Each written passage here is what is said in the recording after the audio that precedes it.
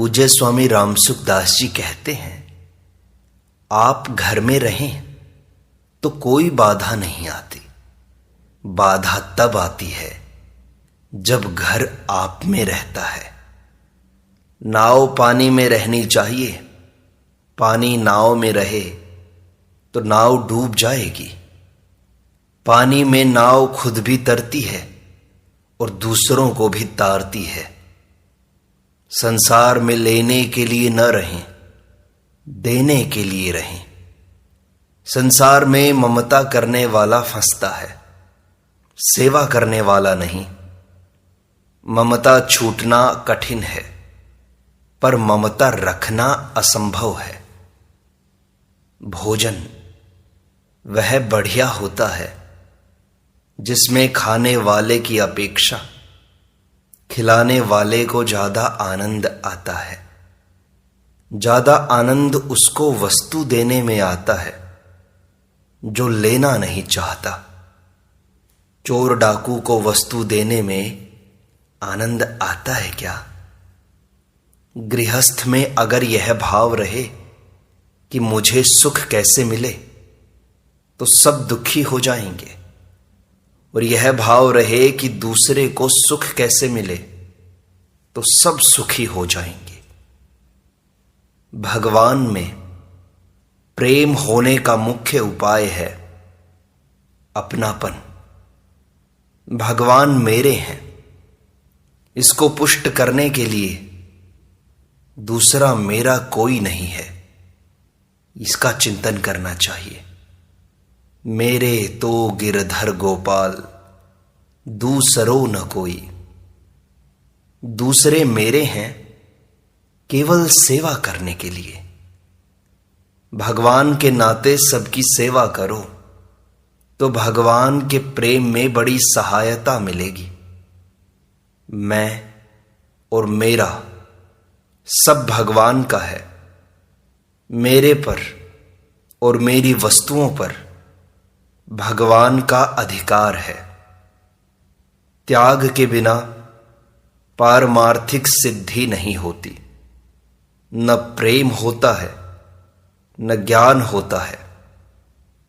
वीर रस का स्थायी भाव क्रोध नहीं है, अपितु उत्साह है। उत्साह के कारण वीर को अपने सिर का कोई मूल्य नहीं दिखाई देता। सिर कटने पर भी वह लड़ता रहता है। साधन निरंतर होना चाहिए। जब तक दो विभाग रहेंगे तब तक सिद्धि नहीं होगी।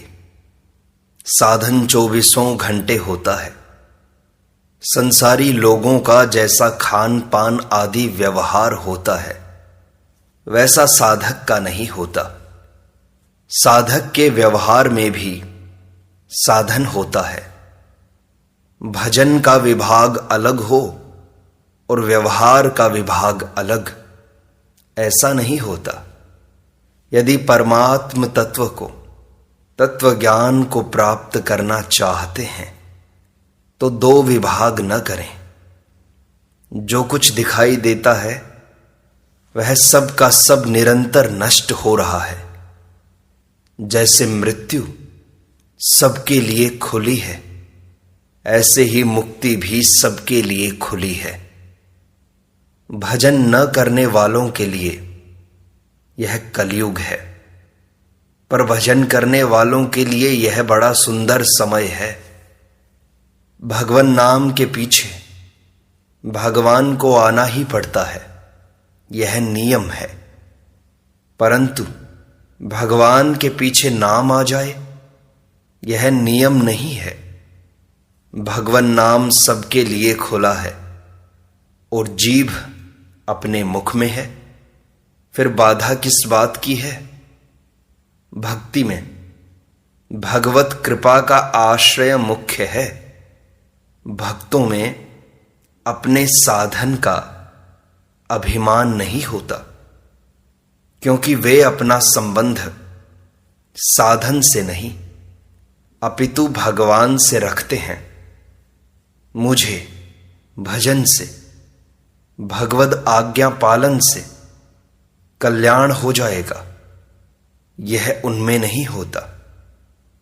भजन के बिना साधकों से रहा नहीं जाता।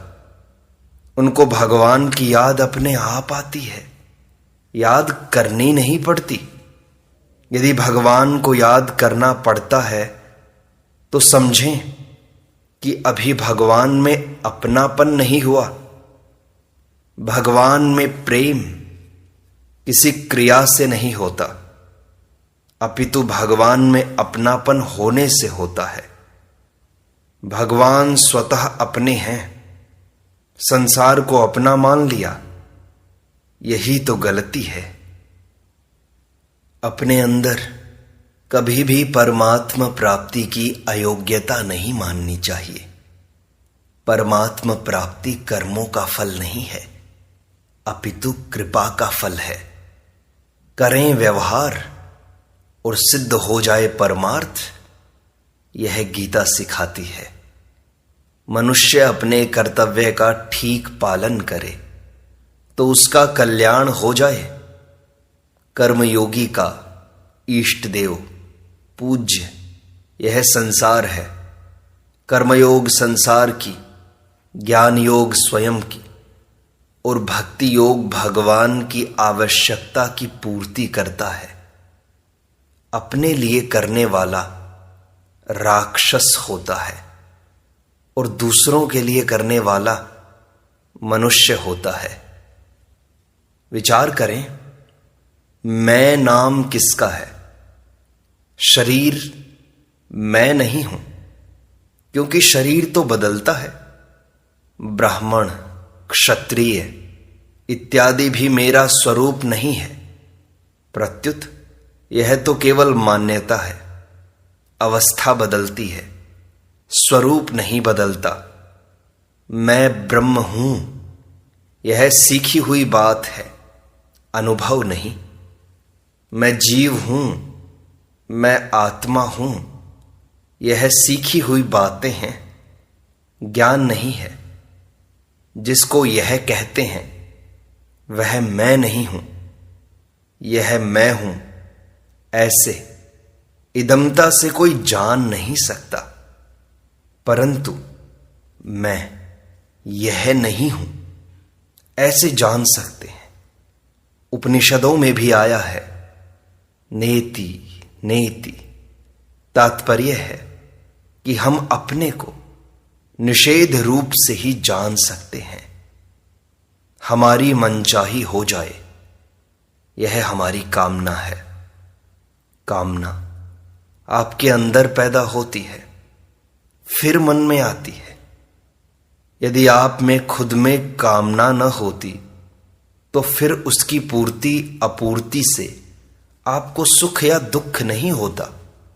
आप सुखी दुखी होते हैं, अर्थात स्वयं भोक्ता बनता है। विचार करें, मनचाही होने पर भी आप जीते हैं और मनचाही न होने पर भी आप जीवित रहते हैं। मनचाही पूरी न होने पर आप मर नहीं जाते। आपकी सत्ता में कोई फर्क नहीं पड़ता।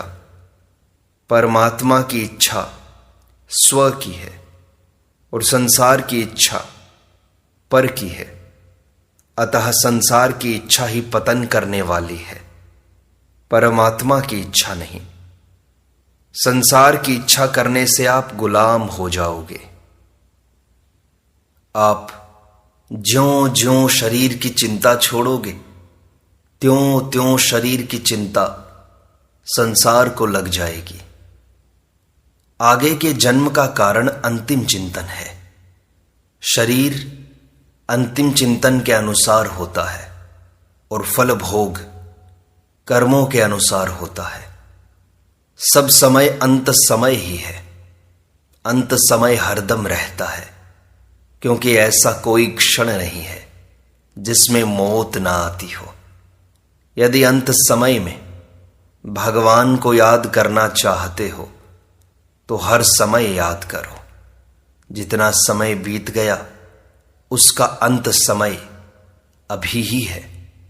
ब्रह्म, जीव, जड़, चेतन इत्यादि कोई भी साधक नहीं होता, मनुष्य ही साधक होता है। हम कुछ भी त्याग न करें, यह आपके वश की बात है नहीं। शरीर, धन इत्यादि का त्याग तो होगा ही, निश्चित है। इनका अपने आप त्याग होगा तो कल्याण नहीं होगा, पर यदि आप स्वयं इन्हें त्याग दोगे तो कल्याण हो जाएगा।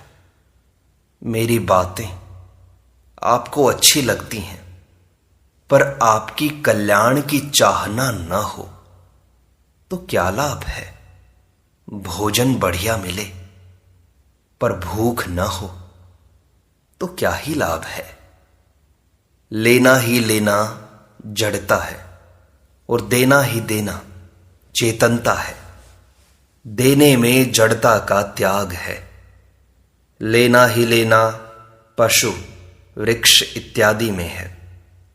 इनसे कोई भले ही ले ले, पर ये देते नहीं। संसार से भोग और संग्रह हम जो चाहते हैं यह जड़ता है। देना ही देना प्रभु का स्वभाव है। लेना और देना दोनों हैं। वह जीव है, चित्त जड़ ग्रंथि है। दो विभाग हैं, यह और वह। कामना न यह में है न वह में है, होनी संभव ही नहीं है। कामना न मन में होती है न बुद्धि में, अपितु स्वयं में सुख के भोगी में होती है। भोगी न यह है न वह, न शरीर है न आत्मा।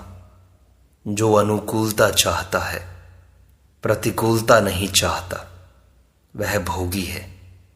अतः अपने को यह से भी हटा ले और वह से भी हटा ले।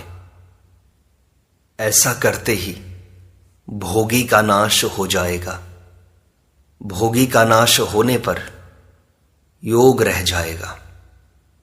आकृति पहले दिखाई देती है तो यह जड़ता है। भाव पहले दिखाई देता है तो यह चिन्मयता है। आकृति में लेने की इच्छा होती है।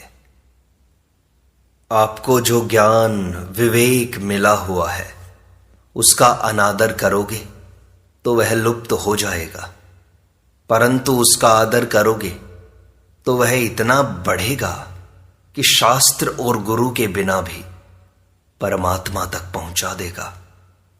सत्संग से वह ज्ञान जागृत होता है। गुरु वही ज्ञान जागृत करता है जो हमारे अंदर पहले से विद्यमान है। जो हमारे अंदर विद्यमान नहीं है, ऐसा ज्ञान गुरु दे सकता ही नहीं। मैं आपका ही ज्ञान आपको दे रहा हूं। जिसमें लेने की इच्छा नहीं है, उसके द्वारा स्वाभाविक ही देना होता है। भगवान और उनके भक्त लेते हैं तो देते हैं, देते हैं तो देते हैं। पर सांसारिक लोग देते हैं तो लेते हैं, लेते हैं तो लेते हैं ही। 1 गुना दान करने से 100 गुना पुण्य मिलेगा, यह लेना ही तो है। जो निर्मम निरअहंकार होता है वह देता ही देता है, लेता नहीं।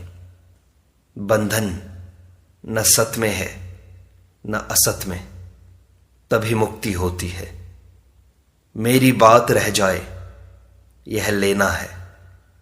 जब तक मेरा कुछ है तब तक लेना पड़ेगा। जब शरीर भी मेरा नहीं है तो फिर क्या चाहिए? विचार करें, शरीर से अलग होकर हमें क्या चाहिए? त्याग मैं और मेरा दोनों का ही होता है। मैं और मेरा ये दोनों ही माने हुए हैं, वास्तव में है नहीं।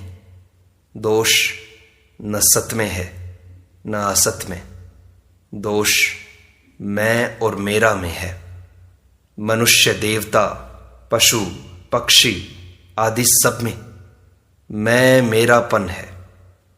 जब तक शरीर में मैं मेरापन है, तब तक जो प्रेम होता है वह प्रेम का भोग होता है। अपना उद्धार करना है, दूसरे का ठेका नहीं लेना है। कोई हमारे अनुकूल चलता है, हमारी बात मानता है, यह हमारे लिए बंधन है। कारण कि मनुष्य अनुकूलता में ही फंसता है। बंधन अनुकूलता में होता है, प्रतिकूलता में नहीं। मनुष्य का हित प्रतिकूलता में है। जो संतों के, सज्जनों के परवश नहीं होता, उसे दुष्टों के परवश होना ही पड़ेगा। स्वतंत्रता में परतंत्रता और परतंत्रता में स्वतंत्रता भरी हुई है। अच्छे लोग सत्पुरुषों की परतंत्रता चाहते हैं। जब तक वस्तु और व्यक्ति से सुख चाहते हैं, तब तक हम निरपेक्ष नहीं हो सकते। भोग व संग्रह की कामना रखने से फायदा किसी भी तरह का नहीं और नुकसान किसी भी तरह का बाकी नहीं। ये दो बातें याद कर लो। आप गरीब को 1 रुपया देते हैं, वह आपको 100 रुपये देता है। 1 गुना दान, सहस्र गुना पुण्य। तो फिर बड़े आप हुए या वह? आजकल सबको गुरु बनने का शौक है। अनेक गुरु बन गए, अनेक भगवान बन गए। इससे बड़ी भारी हानि हुई है। साधक के लिए यह पता लगाना कठिन हो गया कि बात किसकी मानूं, किसका अनुसरण करूं, क्या करूं, क्या न करूं। कल्याण प्राप्ति के अनेक उपाय हैं। केवल साधक का उद्देश्य एक होना चाहिए। भोजन तरह तरह के होते हैं, पर भूख और तृप्ति एक ही होती है। भोजन की रुचि सबकी अलग अलग है। वोट प्रणाली में मूर्खता की प्रधानता होती है। जहां मूर्ख अधिक होते हैं, वहीं वोट प्रणाली होती है। वोट प्रणाली में भेड़ चराने वाले का भी एक ही वोट है और किसी महान व्यक्ति का भी एक ही वोट है। टके सेर भाजी, टके सेर खाजा, यही तो दशा होती है। घर वालों की सेवा करने से मोह हो ही नहीं सकता। मोह होता है कुछ न कुछ लेने की इच्छा से। घर वालों से सेवा ली है, इसलिए उनकी सेवा करके कर्जा उतारना है। भारत पृथ्वी का हृदय है। जैसे कोई भी भाव हृदय में ही पैदा होता है, हाथ पैर में नहीं, ऐसे ही भगवान भारत में ही अवतार लेते हैं। भले ही शरीर से कुछ न कर सकें, पर हृदय से किसी का बुरा न चाहें, तो सेवा शुरू हो गई। शरीर, इंद्रियां, मन, बुद्धि, अहम कुछ भी मेरा नहीं है, ऐसा मान लो तो इसी क्षण मुक्ति है। साधन करने वालों की भगवान की ओर गति होती है, संसार में प्रवृत्ति होती है। जब तक संसार को महत्व देते रहोगे, तब तक शांति नहीं मिलेगी। ज्यों ज्यों राग मिटेगा और संसार से संबंध छूटेगा, त्यों त्यों शांति मिलेगी। जब तक भोग व संग्रह की रुचि प्रबल रहती है, तब तक शांति नहीं मिलती। भक्ति कभी पूरी अथवा समाप्त नहीं होती, वह तो लगातार बढ़ती ही रहती है। भगवान की तरफ खिंचाव का नाम ही भक्ति है। संसार के साथ निषेधात्मक संबंध ही रखना चाहिए, क्योंकि संसार के साथ हमारा संबंध नहीं है। अतः निषेधात्मक साधन बहुत ऊंचा है। भगवान का चिंतन करेंगे तो संसार का चिंतन जबरदस्ती होगा, पर संसार का चिंतन नहीं करेंगे तो भगवान का चिंतन अपने आप होगा। चिंतन करने से मन के साथ, देखने से आंख के साथ, निश्चय से बुद्धि के साथ संबंध जुड़ेगा। कुछ भी चिंतन न करें तो स्वरूप में स्थिति स्वतः होगी। चिंतन स्वरूप के द्वारा नहीं होता, अपितु मन बुद्धि के द्वारा होता है। ज्ञान संसार का ही होता है, परमात्मा का नहीं। परमात्मा का ज्ञान तो है। मुक्ति स्वाभाविक है, तभी मुक्ति होती है। बंधन कृत्रिम है, तभी तो बंधन मिटता है। भगवान ने अपने में से सृष्टि को प्रकट किया। उन्होंने अपने लिए मनुष्य की रचना की और मनुष्य के लिए संसार की। श्री जी भी भगवान से प्रकट हुई। श्री जी तो भगवान के सम्मुख रही, पर जीव भगवान से विमुख होकर खेल सामग्री के सम्मुख हो गया। उनमें से जिसकी दृष्टि भगवान की तरफ चली गई, वह भक्त हो गया, साधक बन गया। हम भगवान से अलग नहीं हुए हैं, अपितु विमुख हुए हैं। हम भगवान से विमुख हो गए, यह पहला बड़ा पाप हुआ। सांसारिक भोगों में सुख लेने लगे, यह दूसरा पाप हुआ। भगवान ने मनुष्य को अपने लिए उत्पन्न किया है। अतः हम भगवान से कहें कि हे नाथ, मैं आपका हूं, तो वे राजी हो जाते हैं। साधकों के लिए बहुत सावधानी की आवश्यकता है कि वे राग पूर्वक प्रवृत्ति न करें और द्वेष पूर्वक निवृत्ति न करें। पैसा कमाने वाला यह नहीं देखता कि यहां कोई आदर करता है या नहीं, सुविधा मिलती है या नहीं। वह तो अनादर सहकर, कष्ट सहकर भी पैसा कमाता है। इसी तरह साधक सब कुछ सहकर भी साधन सत्संग करता रहे, अपनी दृष्टि सत्संग लाभ पर रखे। जो वस्तुओं और व्यक्तियों से सुख भोगना चाहते हैं, वे भगवत प्राप्ति नहीं कर सकते। सुख भोग की इच्छा ही पाप है। बुद्धि में विवेक की प्रधानता होनी चाहिए, जिससे वह मन को अपने वश में रख सके। भोग की रुचि प्रबल होती है। ईमानदारी से कमाए रुपयों के दान से ही शुद्धि आती है। अन्याय से कमाए पूरे के पूरे रुपयों का भी दान कर दो तो भी पाप नष्ट नहीं होंगे।